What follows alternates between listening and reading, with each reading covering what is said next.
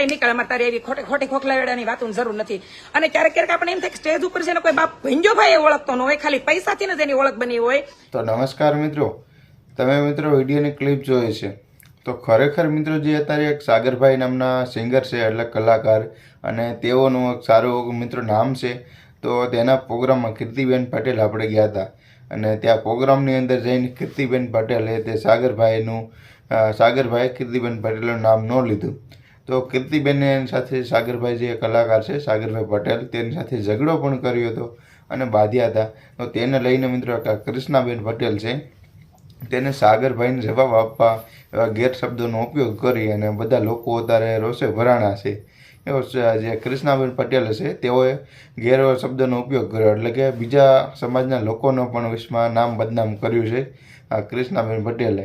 અને એવું કીધું છે કે તમને કોઈને ઓળખતું નથી, તમે તમારા પૈસાથી ખાલી, અને એવું ઘણું બધું કૃષ્ણાબેન બોલ્યા છે. તો તમને આખી વિડીયોની ક્લિપ બતાવી દઈશ. તો મિત્રો અપશબ્દો બોલ્યા છે મિત્રો આપણે વાલ્મીકી ઉપર. તો વાલ્મીકીનું મિત્રો એનું નામ બદનામ કરે છે અને એનું અપમાન બધા લોકો કૃષ્ણાબેન કરી રહ્યા છે, વાલ્મીકીના બધા લોકો કહે છે.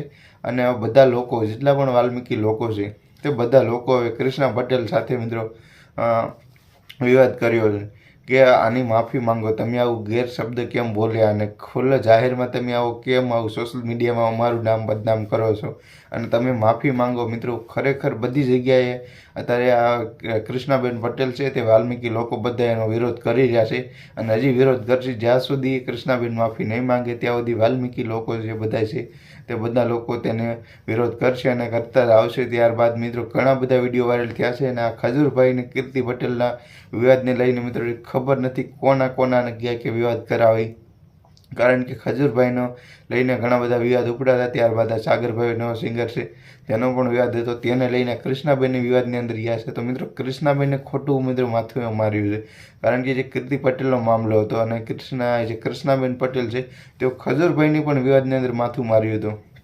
અને મિત્રો જોવો તો કૃષ્ણાબેનને ઘણા બધા વિડીયો આપણી પ્રોફાઇલ એટલે ચેનલ અથવા પેજ પણ ઉપર ઘણા બધા વિડીયો છે.